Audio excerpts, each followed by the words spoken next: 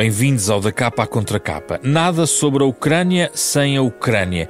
É o mantra que se ouve de novo nestes dias da negociação para que as armas se calem pelo tempo possível na Ucrânia. Mas são os Estados Unidos que estão a conduzir conversas bilaterais, enquanto a Europa decide como vai avançar no passo seguinte do conflito. Os europeus respondem à incerteza do apoio americano com planos de manutenção de paz na Ucrânia, reforço da defesa no leste, uma nova arquitetura de defesa nuclear do continente em algumas conversas.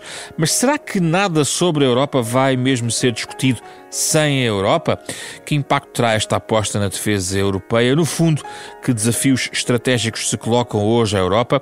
É o tema da nossa conversa desta semana com os nossos convidados Bruno Cardoso Reis, professor de História e Relações Internacionais no ISCTE, e a embaixadora Ana Martinho, investigadora do Instituto de Estudos Políticos da Universidade Católica Portuguesa. Muito obrigado pela vossa disponibilidade. Começo pela conversa com o Bruno Cardoso Reis, que está em Washington, digamos, em funções transitórias em Georgetown, como professor convidado. Bruno, bem-vindo. Deste ponto de vista, obrigado. Esta ideia de que nada sobre a Europa vai ser discutido sem a Europa não parece uma ingenuidade, numa altura em que vemos que é Trump que basicamente está a conduzir os destinos de todo este conflito só para nos circunscrevermos à questão da Ucrânia? Bem, por um lado nós estamos a pagar o preço de facto, termos dependido durante muitas décadas de uma garantia de segurança muito robusta. Portanto, desse ponto de vista havia aqui um elemento racional, no fundo da parte da maior potência militar a nível global, os Estados Unidos, e do facto da Europa eventualmente, enfim, durante um período, a seguir logo ao fim da Guerra Fria, ao colapso da União Soviética, realmente toda a gente começou a gastar muito menos em defesa, começou a desmobilizar, enfim, aqueles enormes exércitos de centenas de milhares de soldados que existiam durante a Guerra Fria. Portanto, isso foi racional durante um certo período, mas já há alguns anos que era evidente que era preciso fazer mais. A Europa foi fazendo, mas sempre a um ritmo bastante lento e também muito complicado pela questão da crise financeira, económica e financeira de 2011, aí os países do Sul, como Portugal, têm uma certa razão, ou ainda mais a Grécia, por exemplo, que foi muito atacada pelos gastos excessivos em defesa, agora é elogiada por isso, mas no fundo pedia-se um bocado a quadratura do círculo a estes países do Sul, que era, têm de gastar menos em tudo, têm de cortar a despesa pública, inclusive em defesa, e depois logo a seguir vem-se dizer, a partir de 2014, com a ocupação da Crimeia, a primeira fase da agressão russa contra a Ucrânia, que ainda assim havia a esperança, com base em declarações repetidas dos líderes russos, que seria, no fundo, a exceção que confirmaria a regra, era só a Crimeia. Eu recordo que Putin disse isso quando a ocupação da Crimeia, em 2014. É mentira que nós tenhamos mais ambições na Ucrânia. A Crimeia só passou a fazer parte da Ucrânia a partir de 1953, foi, enfim, um gesto do regime soviético. Não temos mais ambições. Mesmo no início da invasão, que ele negou sempre que ia acontecer, durante meses e meses, em fevereiro de 2022, Putin disse que não tinha ambições de anexar território ucraniano. Sabemos que passados meses estava a anexar 4 províncias do leste da Ucrânia, mas portanto aqui o ponto crucial no fundo é há todas as razões para os europeus levarem muito a sério, já deviam levar há mais tempo, mas levarem muito a sério esta ameaça russa, para terem todas as dúvidas em relação à boa-fé da Rússia em relação a acordos. Eu recordo que a Rússia, mais uma vez em 1994, garantiu as fronteiras da Ucrânia tal como elas existiam, incluindo a própria Crimeia e o Donbass, em troca do armamento nuclear que a Ucrânia tinha herdado da União Soviética. Portanto, há todas as razões para essas preocupações, sobretudo na Europa do Leste e do Norte, que faz fronteira ou com a Ucrânia ou com a própria Rússia, mas a verdade é que, enfim, em princípio percebe-se que a Europa devia estar envolvida, os interesses de segurança dos europeus estão aqui diretamente afetados ou ameaçados. Percebe-se que isso devia acontecer em nome da aliança tradicional entre os Estados Unidos e a Europa. Os europeus, enfim, têm uma aliança há 75 anos no contexto da Aliança Atlântica da NATO, da OTAN com os Estados Unidos, forneceram tropas para múltiplas operações militares que eram sobretudo o interesse estratégico dos norte-americanos, até em casos em que os europeus tinham sido críticos disso, como no Iraque ou no Afeganistão, e portanto a expectativa, mais uma vez, seria que os americanos não fariam aqui um acordo com o seu inimigo declarado. Putin múltiplas vezes declarou que vê os Estados Unidos como o seu grande rival, o seu grande objetivo é minar a influência, o poder dos Estados Unidos a nível global. Portanto, tudo isso apontaria no sentido de dizer que isso devia ser evidente, mas realmente, e para terminar, com Donald Trump não sabemos, ou seja, realmente ele parece ter mais simpatia por certos líderes autoritários, a começar por Putin, do que pelos líderes democráticos dos seus aliados tradicionais, na Europa ou no Canadá ou noutras regiões, e parece estar decidido, no fundo, a fazer aqui uma espécie de um acordo quase a qualquer preço com a Rússia, mesmo que isso implique entrar em choque com os aliados tradicionais, com os aliados europeus. Portanto, vamos ver se a Europa consegue manter aqui uma posição suficientemente coesa e também forte e assertiva para contrariar isso na medida Mas que sinais temos, Bruno? Porque vimos, por exemplo, Starmer, fora da União Europeia agora, depois do Brexit, a tentar colar os cacos da relação transatlântica, não só na perspectiva Washington-Londres, mas também nos dois lados do continente. Macron e a sua posição, e agora a Alemanha com Merz, agora com, digamos, com luz verde para poder também investir desse ponto de vista ao nível dos empréstimos do Estado para a defesa e infraestruturas. É este triunvirato que vai falar com Trump e que peso terá?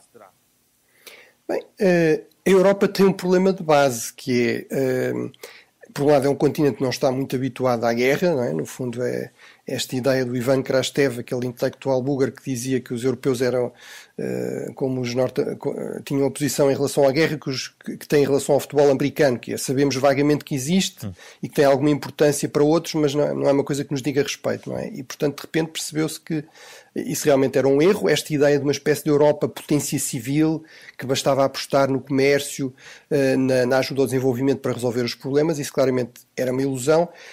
Havia uma série de países europeus que tinham muito essa ilusão, o mais importante de todos, e é a principal economia, tem um papel crucial em toda a dinâmica, nomeadamente da União Europeia, é a Alemanha.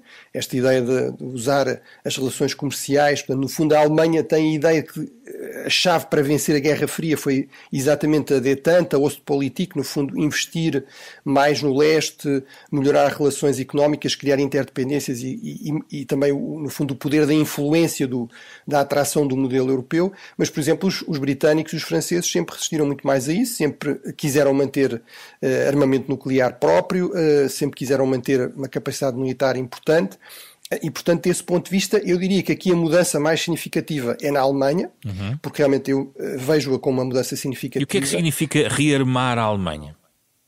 Significa gastar mais e melhor em defesa, acabar com uma série de linhas vermelhas artificiais, mas significa coisas mais complicadas, que é alterar a sua própria cultura estratégica e política, ou seja, levar a que os alemães percebam que, obviamente, a guerra é sempre um mal, mas às vezes é um mal necessário.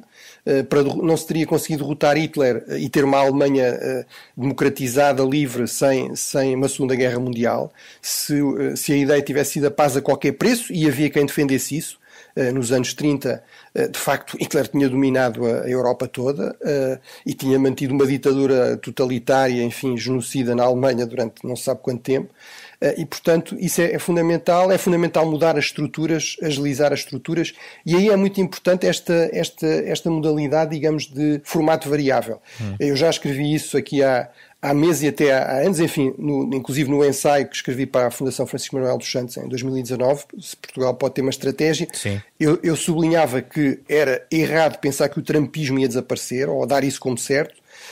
Portanto, tínhamos de pensar em termos de que a Europa precisaria de garantir muito mais a sua própria segurança, e uma das formas de fazer isso e de ultrapassar as dificuldades, digamos, do multilateralismo muito institucional, muito pesado, com muitas regras, muitos vetos, por exemplo, da União Europeia, era, de facto, ir para estes formatos de chamado minilateralismo, ou seja, no fundo, coligações ad hoc de países com interesses convergentes, com percepções de ameaça também convergentes, e que muito mais rapidamente conseguem fazer propostas concretas, avançar com uma cooperação concreta, por exemplo, nesta área do investimento em defesa, novos sistemas de armamento, etc. Cooperações, e depois, como estamos a ver no caso da coligação dos disponíveis, digamos assim, dos que estão disponíveis para avançar, liderados por Starmer, é isso?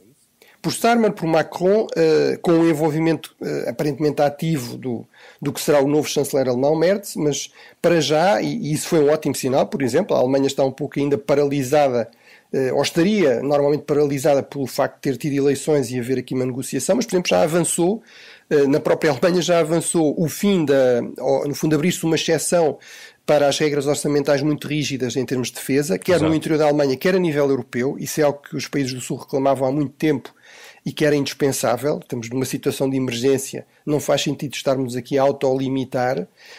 E ao mesmo tempo, de facto, haver aqui países que já estavam mais predispostos a avançar, já têm mais experiência também nesta área da defesa e da segurança, como a Grã-Bretanha e a França, que estão a avançar, depois envolvendo os países europeus, envolvendo as próprias instituições europeias.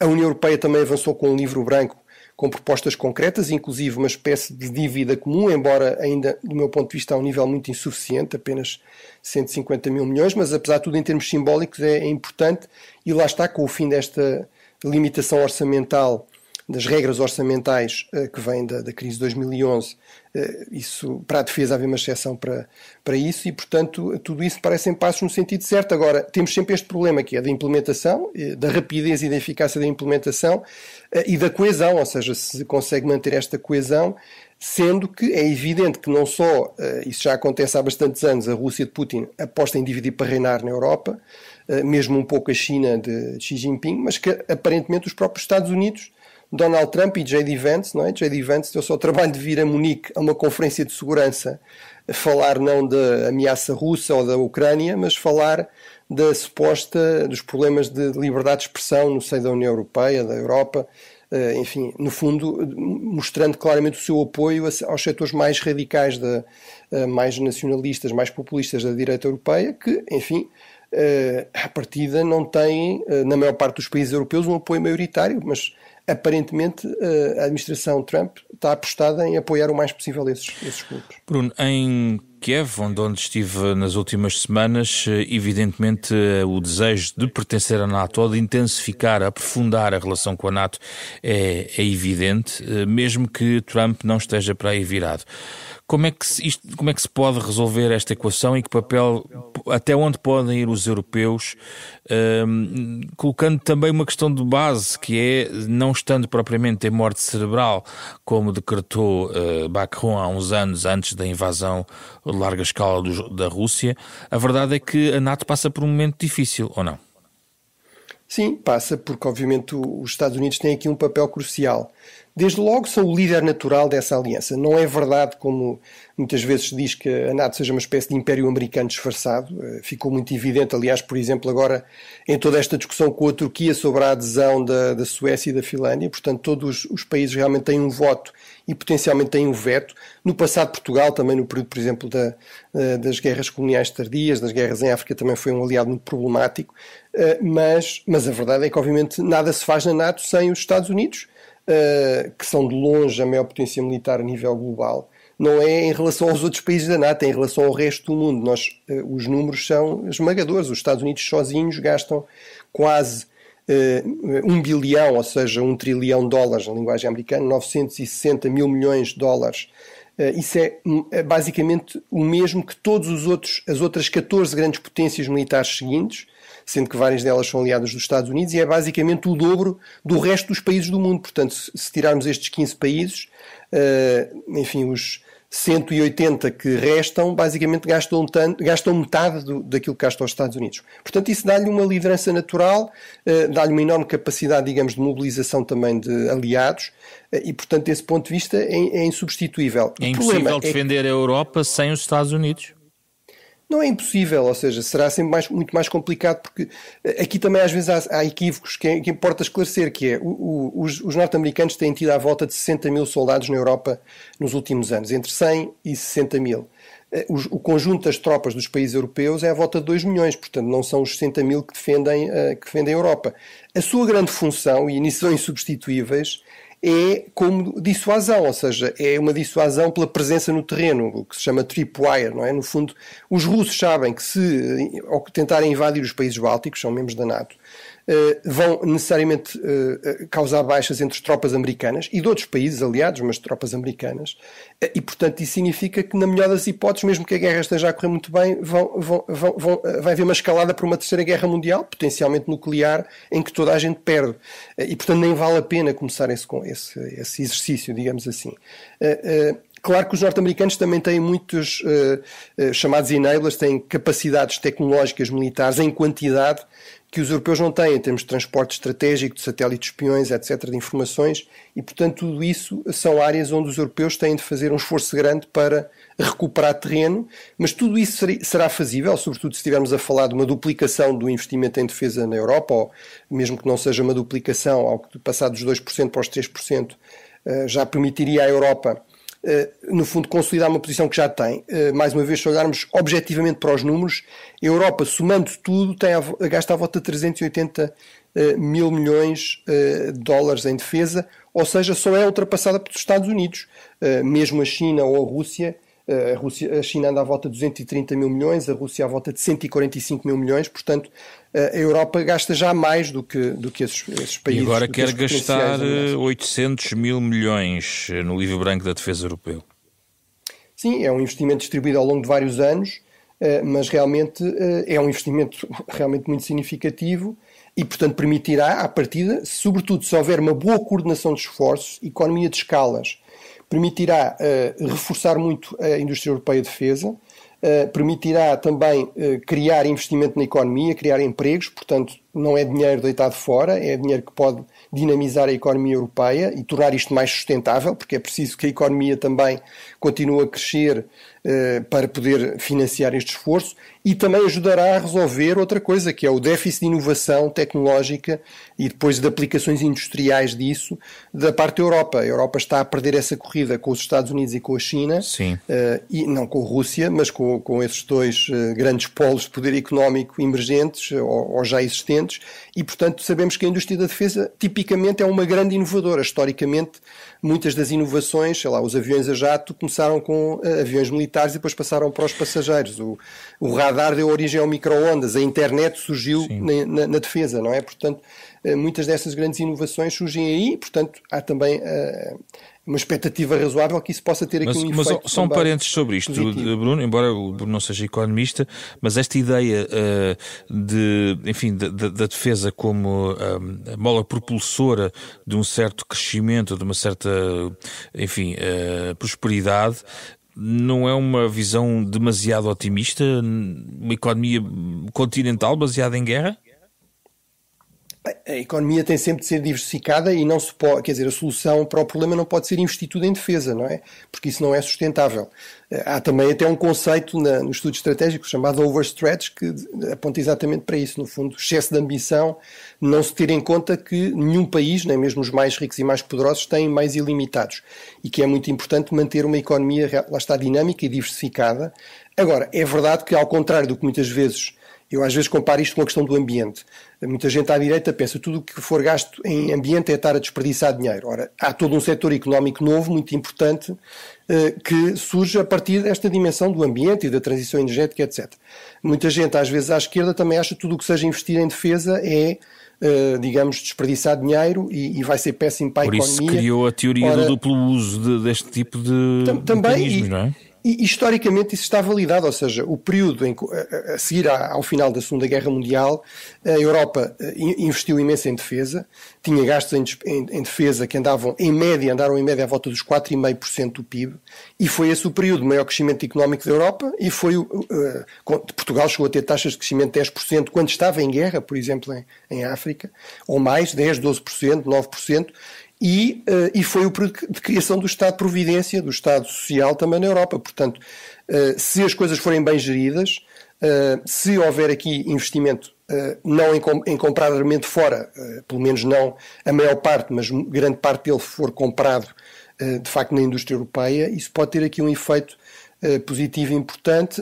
Além disso, o que nós sabemos é a incerteza, a insegurança são enormes, criam enormes problemas económicos. Quer dizer, ninguém vai investir num país que não sabe, que não tem a certeza que vai ser invadido no dia seguinte. Se não houver, num país em guerra, obviamente, não se vai investir, não é? Portanto, tudo isso mostra bem como realmente... há também este outro lado, que é a defesa é uma espécie de investimento num seguro contra todos os riscos, e a segurança que surge daí é muito importante também, é uma mais-valia muito importante da Europa, que é distinto de outros continentes, que ajuda a manter também um continente tão próspero e tão rico, não é? É haver historicamente, esta enorme segurança, esta sensação de paz que realmente está associado ao continente europeu. Bruno, se pegando nesses números que há pouco estava aqui a sublinhar, tendo em conta esse fosso tão grande, por maioria de razão, também não se consegue uma solução quer ao nível de garantias de segurança, quer ao nível da defesa própria da Ucrânia, independentemente do arranjo que se venha a fazer, sem os Estados Unidos. Quer dizer, não vale a pena pensar numa Europa a defender por si só a Ucrânia? Será ser muito mais difícil e muito mais arriscado, mas infelizmente eu acho que temos de trabalhar com todos os cenários.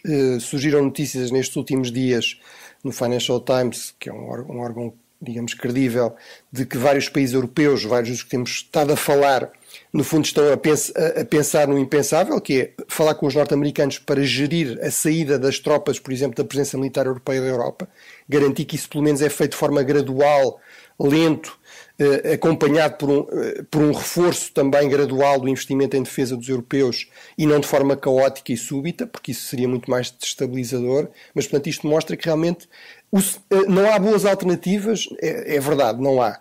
Não há um plano B ótimo e fácil e rápido e barato à presença, à garantia de segurança dos Estados Unidos na Europa, não há realmente, mas a verdade é que infelizmente temos de pensar um pouco nesses termos, ou pelo menos tentar convencer os norte-americanos a fazer isto de uma forma, digamos, negociada, acordada.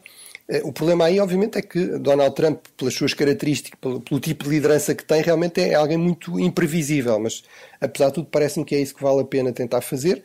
Obviamente são desafios grandes, e só para terminar, é evidente que me parece, é por isso que eu digo que acho que devia haver aqui uma dimensão maior de investimento em dívida comum em defesa, não apenas estes 150 mil milhões. Sim. Historicamente, nós sabemos que é assim que se faz. A grande diferença entre a França e a Grã-Bretanha no século XVIII, que levou a França à bancarrota e à Revolução, e a Grã-Bretanha a uma vitória a prazo em termos estratégicos, foi a capacidade do Banco de Inglaterra de gerir a dívida pública, de, no fundo, gerir conflitos de uma forma bastante sustentável economicamente, projetando, no fundo, os custos no longo prazo. E outra coisa também importante é realmente em Portugal pensarmos nas implicações disto. É verdade que Portugal está longe da zona de conflito e de uma ameaça mais direta russa, mas é evidente que quer o Sul, por exemplo, a África vai ser muito destabilizada por tudo isto. Se regressarmos às guerras de conquista, a resolver os problemas territoriais pela força, isso vai ser altamente destabilizador. O Atlântico vai ser mais contestado, já temos muito mais presença militar naval, por exemplo, russa também na região. Vamos ter menos garantias de segurança, menos sólidas da parte dos Estados Unidos e, portanto, aí ser o elo mais fraco é uma coisa potencialmente arriscada. O investimento tem de ser bem pensado, investirmos em meios que estejam adaptados à nossa geografia, forças móveis, projetáveis, aeronavais, reforçar a vigilância, a capacidade de vigilância do nosso espaço aéreo e naval, novas tecnologias também que têm potencial de ser, em termos relativos, um pouco mais baratas, coisas como drones de vigilância, drones armados, etc.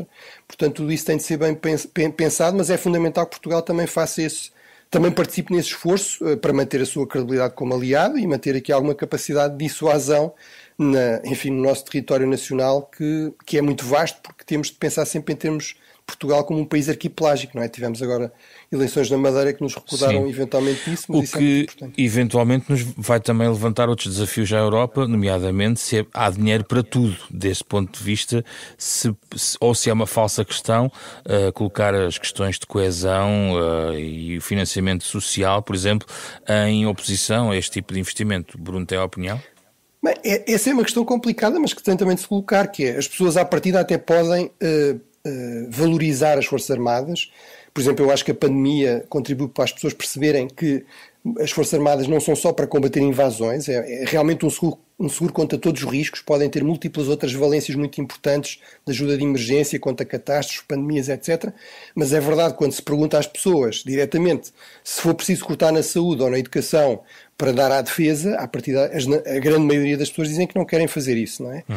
O problema aqui, portanto, tem essa dimensão complicada. Há esta ideia que é uma forma de atenuar e esse problema é ter alguma dimensão de dívida, que permite, no fundo, estamos aqui a investir em meios que vão estar a ser utilizados durante décadas. Um bom navio pode ser sucessivamente modernizado, um avião de combate a mesma coisa. Portanto, faz sentido, tal como quando se compra uma casa não se paga geralmente a pronto, não é? Faz sentido distribuir essa dívida, porque o efeito positivo vai ser muito longo. Há a questão também, no fundo, de tentar ter economias de escala, ou seja, se todos comprarmos em conjunto conseguimos comprar mais barato, negociar melhor.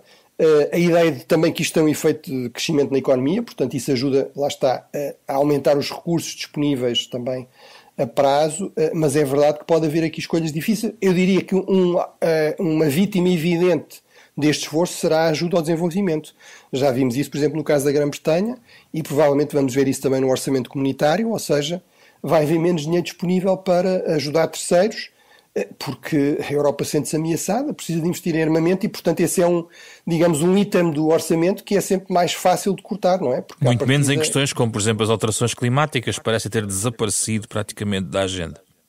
Sim, eu espero que lá está, isso seja feito o mais possível de uma forma pensada, que não seja um corte total ou cego, mas parece-me também muito difícil de evitar esse tipo de escolhas mais complicadas e, portanto, aí parece-me evidente que se estivermos a pensar em investimento em ciência ou educação em saúde na Europa ou ajuda ao exterior, é muito mais provável que seja essa ajuda ao exterior que seja afetada.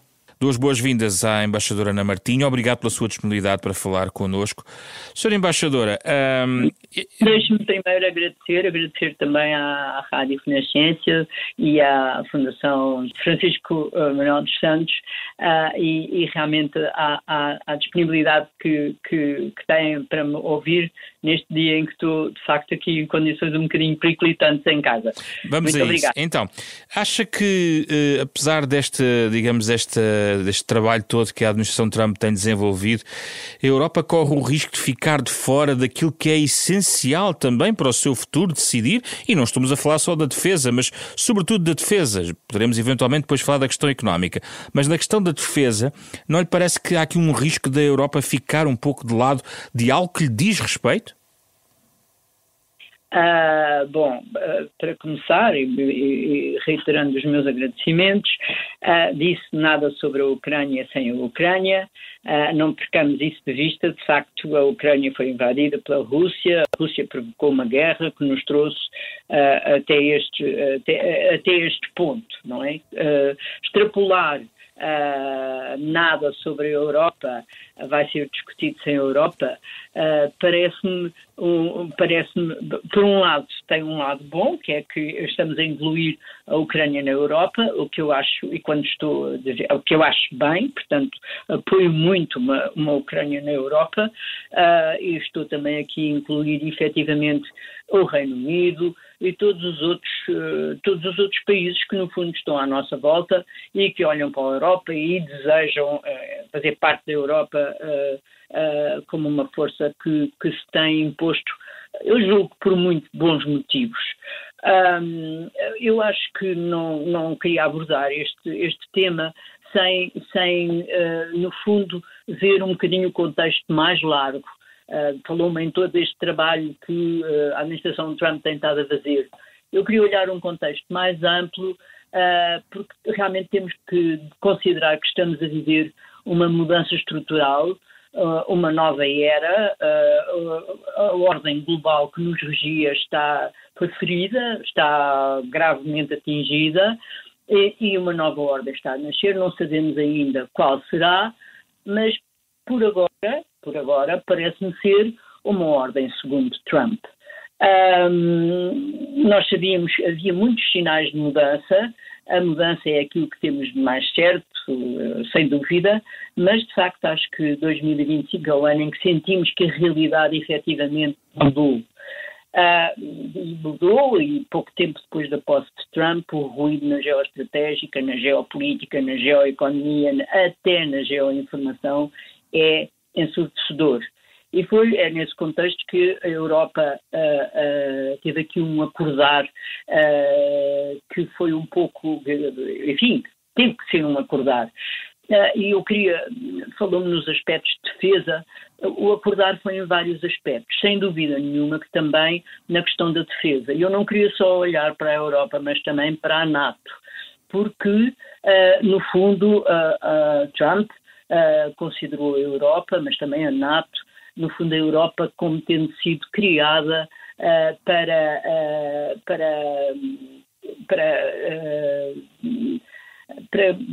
fazer mal, para ser prejudicial aos Estados Unidos. Os esforços da Europa para fortalecer a sua arquitetura de defesa centram-se certamente no aumento do orçamento da defesa, mas também na cooperação entre os Estados-membros. E eu acho que está a contar com uma voz mais assertiva e também com uma definição mais clara do que é a sua autonomia estratégica, que é uma autonomia que, no fundo, é interdependente sempre de tudo o resto.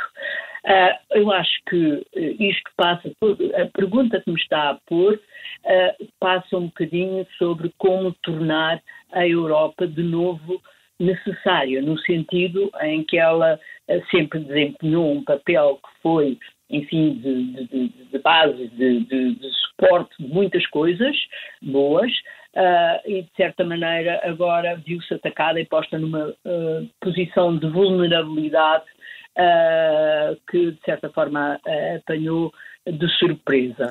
Sra. Embaixadora, a questão é se a Europa está coesa para responder a esse desafio. Eu acho que sim, sabe? Eu acho que a Europa, os ataques à Europa não vieram só de fora. Digamos que houve aqui certamente um evoluir das sociedades europeias e que tiveram a ver muito também com esse tsunami de desinformação que pôs em risco ou que tentou avalar as bases da democracia. Eu estou a falar do populismo e acho que o populismo foi uma das formas de tentar abalar a Europa por dentro. Mas eu sou uma pessoa confiante e acho que temos assistido a essa dialética entre, ou mais que isso, entre a democracia e o populismo. O populismo encontrou, de certa forma, um solo fértil para se implantar, mas julgo que aos olhos da população europeia, toda esta nova situação também colocou uma realidade nova e uma realidade em que se entende que a Europa e as populações têm que sair, vou pôr de uma forma, digamos, suave, têm que sair um pouco da sua zona de conforto. Mas isso implica, Sra. Embaixadora, que é preciso tirar recursos da coesão e de áreas sociais para apostar na defesa? Eu acho que aqui vai ter que haver um certo equilíbrio. Estou a falar do sair da zona de conforto, porque é evidente que os orçamentos de defesa estão a ser fortalecidos. A forma como a defesa e o investimento nas indústrias de defesa está a ser feito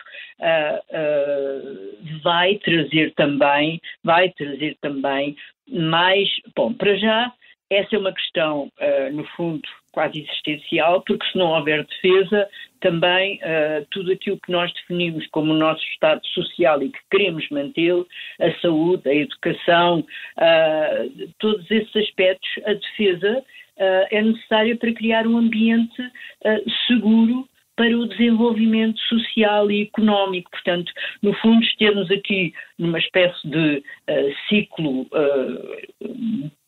vou dizer, virtuoso, em que todos estes elementos se podem equilibrar. e temos que ter confiança. Nós próprios temos que apostar nisso, porque somos nós que estamos em causa.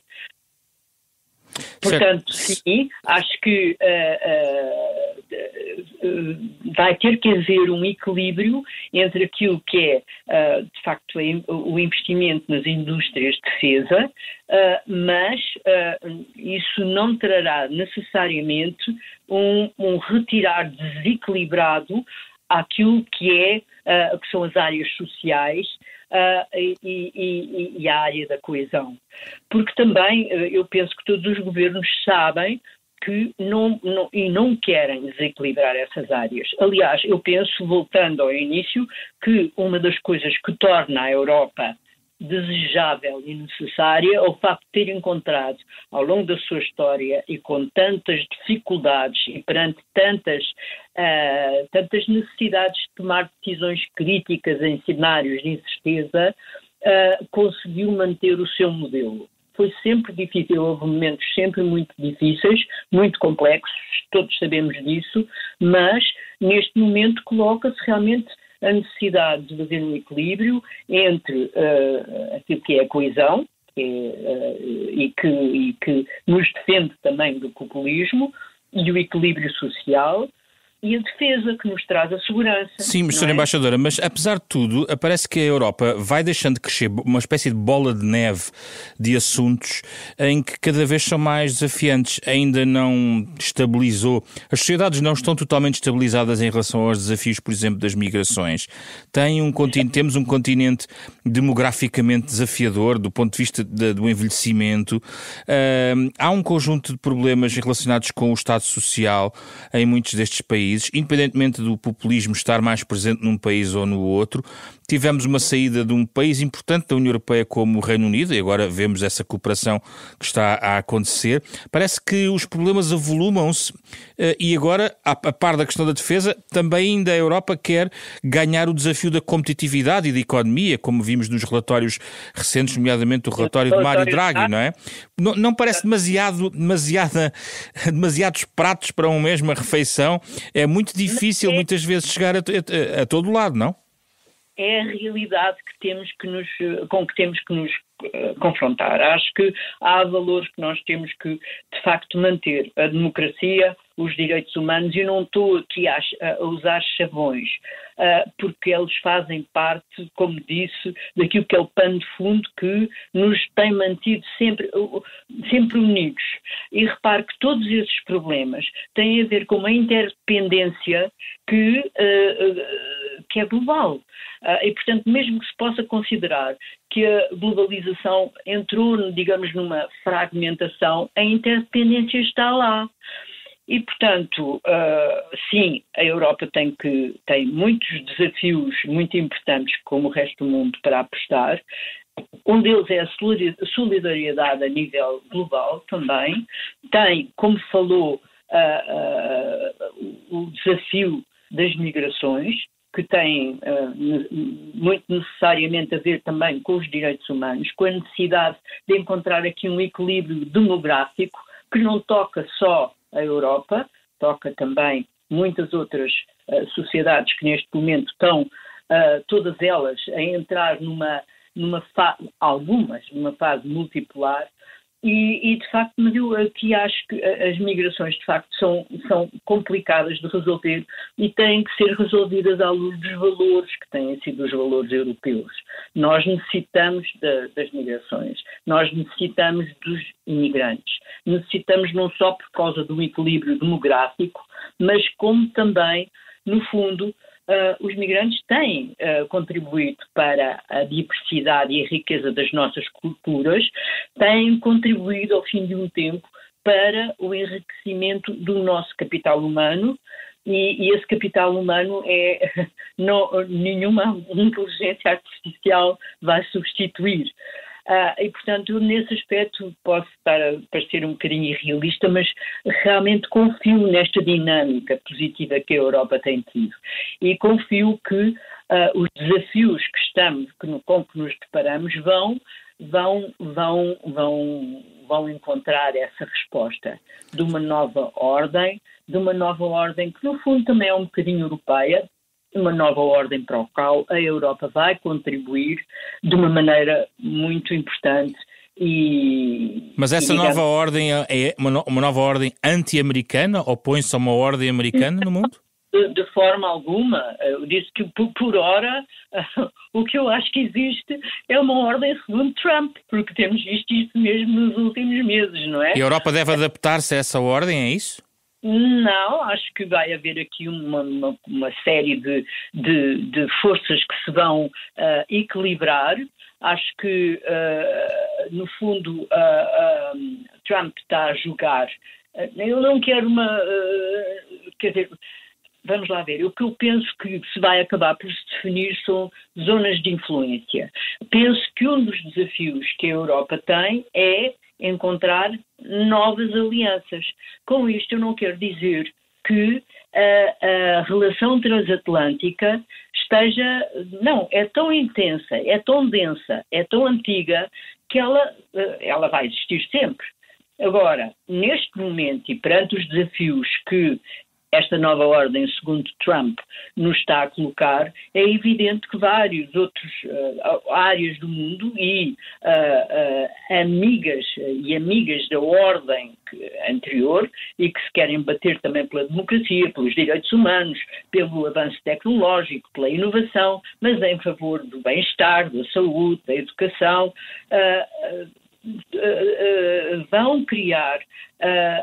digamos, vão ter que ser procuradas novas alianças e a Europa não deve, a União Europeia, se quiser, e continua aqui a juntar sempre o Reino Unido, estão, julgo eu, a fazê-lo.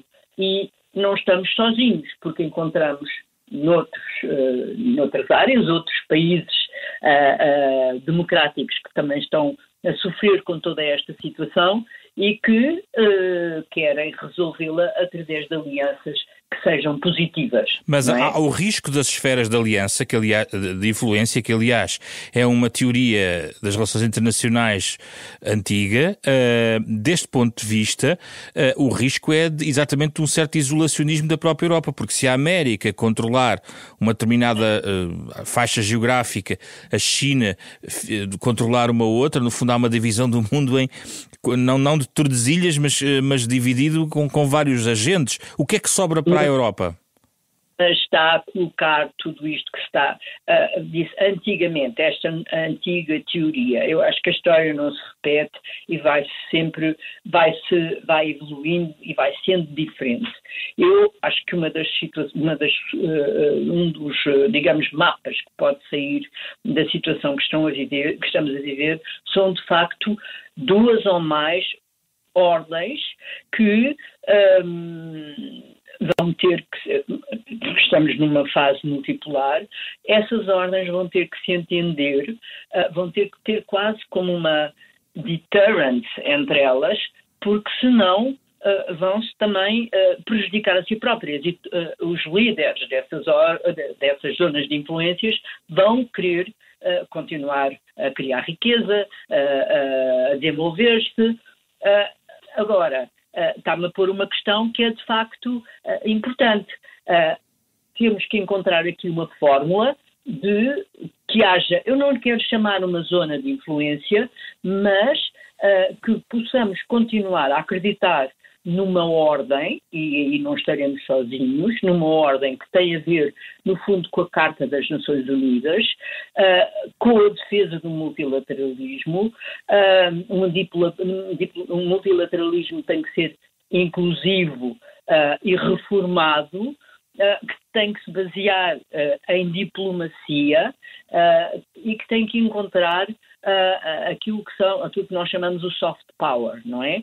E eu acho que essa ordem vai emergir e vai representar em si própria um valor e um processo que já não estou a falar num interesse, não é? Porque agora nós não temos uma carta de valores, mas sobretudo temos os interesses. E os interesses, mas lá está, este grupo, com certeza que não nunca ignorou os seus interesses, mas eles movem-se no pano de fundo de valores de que não querem abdicar. Senhora Embaixadora, só para terminar, Portugal é um país fundador da NATO, no meados do século passado. No fundo, tentou garantir a segurança da sua fachada atlântica, é um país atlântico e a relação transatlântica é muito importante para o nosso país. E depois, sobretudo com a democracia, ancorou-se no espaço europeu. Neste momento em que parece que algumas placas tectónicas parecem estar a mexer entre os dois continentes, o que é que Portugal deve fazer? Eu acho que falou em placas tectónicas, eu costumo usar essa expressão, isto é um abalo telúrico que está em curso e que com múltiplas réplicas. Sem dúvida, ouça, a relação transatlântica, quanto a mim, como eu disse, parece agora estar numa fase muito complicada, mas ela não vai desaparecer. E o papel de Portugal, que é um país que é profundamente atlântico, não é? Quer dizer, nós temos um vizinho que é a Espanha, mas de facto o nosso grande vizinho, aquele que nós abraçamos, é o Oceano Atlântico, não é? E nesse sentido nós temos um valor. Portugal tem um valor que, nunca tendo tido uma agenda de poder nesse sentido, tornou digamos, uma força que inspira confiança, que é capaz de construir consensos, que é capaz de unir e trazer, mesmo que às vezes não seja da forma mais, digamos, com benefício, enfim, tendo que aceitar um denominador que é mais baixo do que aquilo que todos quereriam, mas Portugal tem esse trunfo a jogar. E isso, no fundo, tem-se revelado na forma como muitas vezes Portugal é útil e vem buscar a este, não quero dizer pequeno, mas este nosso país, figuras portugueses e portuguesas que estão a ocupar cargos muito importantes no mundo, em situações muito complicadas. As Nações Unidas estão neste momento numa situação extremamente complicada, mas no fundo lá está um português, mesmo assim, a aguentar este barco tão grande. A Europa, a União Europeia, neste momento, veio buscar outro português, não é? Que é António Costa, que está presidente do Conselho Europeu. Portanto, como é que eu lhe posso explicar melhor qual é o valor de Portugal? Portugal tem esse equilíbrio transatlântico, tem essa aposta em enraizamento fortíssimo na Europa, mas tem esse abraço que é, no fundo, global, ao resto do mundo, porque isso tem a ver com a nossa história e nós não conseguimos sair disso. E, portanto, nós somos um traço de união. Sendo um traço de união, essa é a nossa mais-valia. Fez-me uma pergunta que eu não queria deixar de responder, que é como é que se vai reconstituir essa nova ordem democrática, que continua a respeitar esses valores, que tenha a aposta climática, de que não falamos e que está num retrocesso neste momento, mas que mantenha essa aposta climática em alta, porque ela é absolutamente necessária. Eu acho que Portugal tem um papel e tem tido um papel sempre que acaba sendo discreto, sendo honesto, não tendo a tal agenda de poder, é confiável. E esse é o valor que Portugal pode ter na NATO, na União Europeia, globalmente, no sistema multilateral.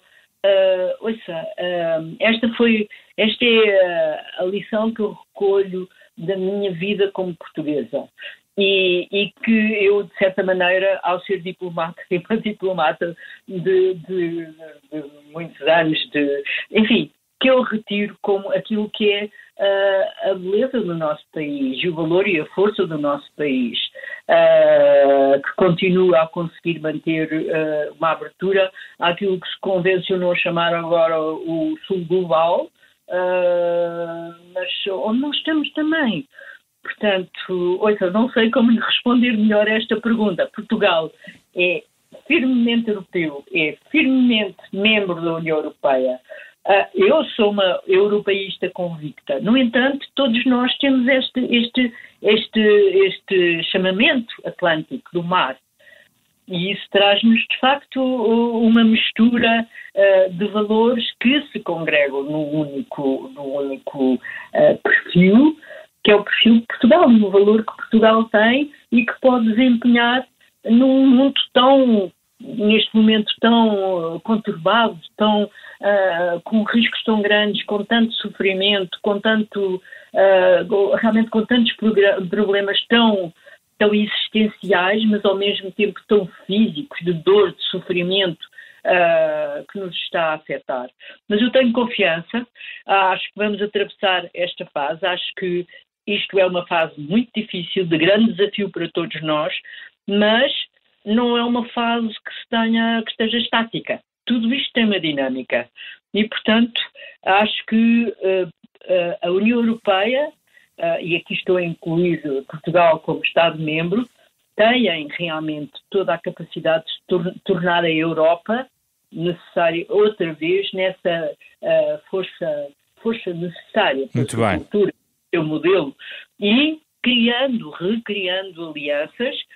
E contamos certamente com os nossos amigos do lado do Atlântico, mas recriando alianças que sejam baseadas nos valores que sempre defendemos e que não queremos de forma alguma que sejam postos em causa. Ana Martinho, Bruno Cardoso Reis, obrigado pela vossa disponibilidade para este programa, onde olhamos para os desafios estratégicos da Europa neste momento.